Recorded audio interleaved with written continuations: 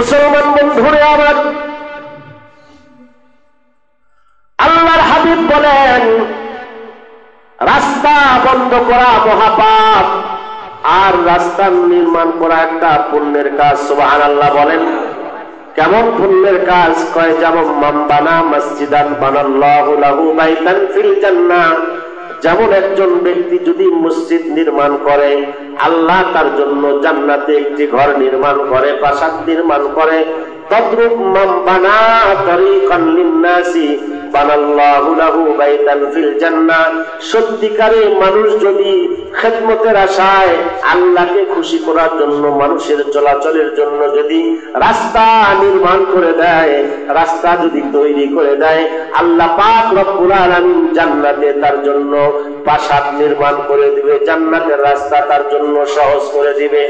আল্লাহর হাবিব বলেন তুমি যদি জান্নাতের রাস্তা যদি সহজ চাও, জান্নাতে যদি সহজ ভাবে যদি যাইতে চাও, জান্নাতের রাস্তা যদি খোলা পাইতে চাও, জান্নাতের রাস্তা যদি তুমি ক্লিয়ার চাও, তাহলে মানুষের চলাচলের রাস্তা তুমি ক্লিয়ার করো। মানুষের চলাচলের রাস্তা তুমি ক্লিয়ার করো। قال رسول الله صلى الله عليه وسلم لقد رأيت رجلا يتقلب في الجنة في شجرة قطعها من ظهر الطريق كانت توزي الناس أو كما قال عليه الصلاة والسلام। হাদিসের মধ্যে আসছে আল্লাহর হাবিব বলে, ও আমার সাহাবীরা, শত শত সাহাবীর সামনে আল্লাহর হাবিব সাহাবায়ে কেরামদেরকে বললেন, ও আমার সাহাবীরা শোনো, আমি যখন মেরাজে গমন করলাম, যাওয়ার পরে জান্নাত জাহান্নাম যখন আল্লাহ পাক রব্বুল আলামিন আমাকে দেখাইতেছিল, আমি দেখতে পাইলাম লাকাদ রাআইতু রাজুলান, আমি একজন যুবককে দেখতে পাইলাম। সুবহানাল্লাহ বলেন। একজন সুদর্শন যুবককে দেখতে পাইলাম, ইয়াতাকাল্লাবু ফিল জান্নাতি ফি শাজারাতিন, সে জান্নাতের বাগানের মধ্যে, জান্নাতের ফলের বাগানের ভিতরে আরেক রকমের ফল, বিভিন্ন রকমের ফলের গাছ, সুমিষ্ট ফলের গাছ, বাগানের মধ্যে একজন যুবক স্বচ্ছন্দে আরামে ঘোরাফেরা করছে, হাসি খুশি ভাবে ঘোরাফেরা করছে, যেখানে খুশি সেখানে যাচ্ছে। একবার এই গাছের ফল পেড়ে খায়, আবার আরেক গাছ থেকে ফল ছিঁড়ে খায়। যখন যে গাছের ফল তার পছন্দ হচ্ছে, আমি দেখতে পাইলাম সে ফলগুলা ছিঁড়ে ছিঁড়ে খায়। সুবহানাল্লাহ বলেন। আমি আশ্চর্য হয়ে গেলাম, যুবককে ডাক দিলাম, এ যুবক এদিকে আসো, এ ভাই এদিকে আসো, তুমি এই যে জান্নাতের বাগানের মধ্যে স্বাচ্ছন্দ্যে ঘোরাফেরার অনুমতি যে পেয়েছো, যেখানে খুশি সেখানে তুমি বিচরণ করার সুযোগ তুমি পেয়েছো, যে গাছের ইচ্ছা সেই গাছের ফল তুমি খাইতে পারতেছো, বলো বলো এমন কি আমল তুমি করেছো যে আমলের বিনিময়ে এই মর্যাদা আল্লাহ তোমাকে দিয়েছে? যুবক ডাক দিয়ে বলে, ইয়া রাসূলুল্লাহ, ইয়া হাবিবাল্লাহ, আমি তেমন কিছু আমল করতে পারি নাই। ইয়া রাসূলুল্লাহ, আল্লাহর হাবিব বলেন, কতাহা মিন যহরিত তরিকি কানাত তুজিন নাস। যুবকের উত্তর ছিল, ইয়া রাসূলুল্লাহ, ইয়া হাবিবাল্লাহ, আমি আমার বাড়িটা রাস্তার সাথে ছিল, রাস্তার সাথে আমার উঠান ছিল। সুবহানাল্লাহ বলেন।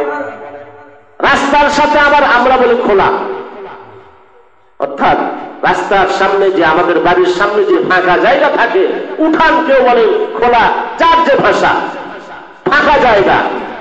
ইয়া রাসূলুল্লাহ, আমার বাড়ির সামনে দিয়ায় মানুষের চলাচলের রাস্তা ছিল, আর ওই রাস্তার ধারে একটা আমার ফলের গাছ ছিল। সুবহানাল্লাহ বলেন। খুব মজাদার একটা ফলের গাছ ছিল।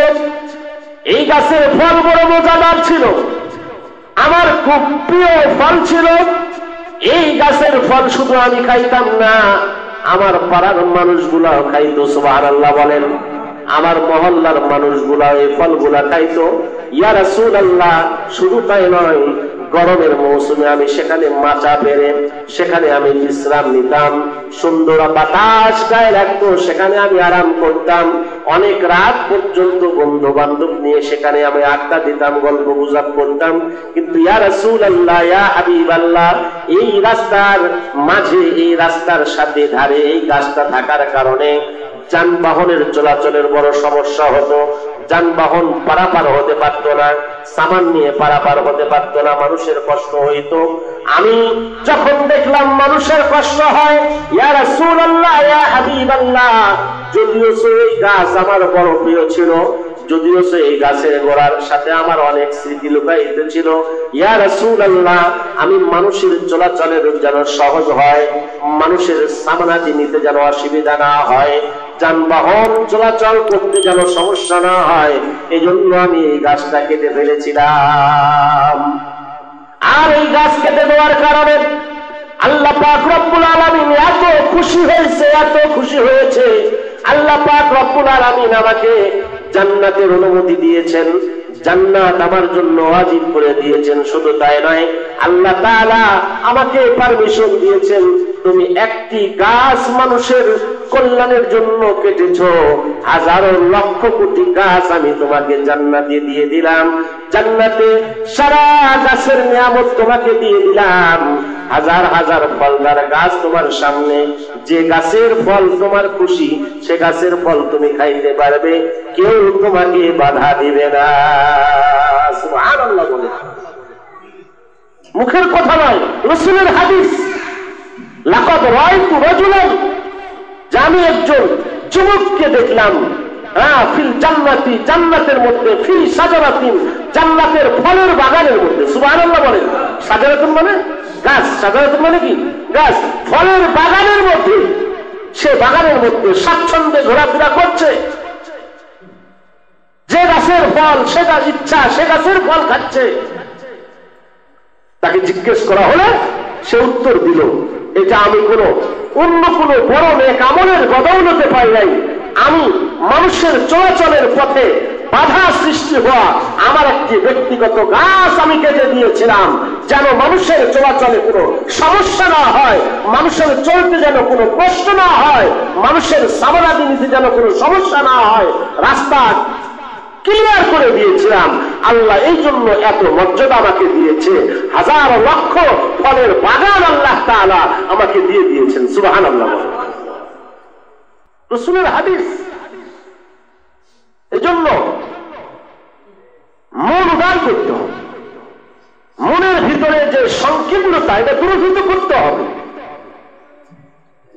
আজকে আমাদের মন এত ছোট, এত হিংসা আর এত বিদ্বেষ আমাদের দিলের ভিতরে, যে আমরা এক হাত জায়গা মানুষের চলাচলের জন্য ছাড়তে রাজি নয়। কথা বলেন, এক হাত জায়গা ছাড়তে রাজি নয়।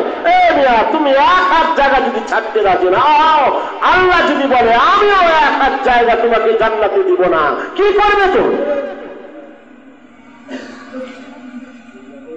আল্লাহর হাবিবের করা হুঁশিয়ারি, যে মানুষের রাস্তা বন্ধ করে সে যেন জান্নাতের রাস্তা নিজ হাতে বন্ধ করে দিল। জান্নাতে যাওয়ার যে সুযোগ, এই সুযোগটা সে নিজ হাতে বন্ধ করে নিল। এজন্য রাস্তা বন্ধ করা যাবে না, পারলে রাস্তা মানুষের জন্য আরো উন্মুক্ত করে দিতে হবে, মানুষের চলাচলের পথ আরো সুন্দর করে দিতে হবে।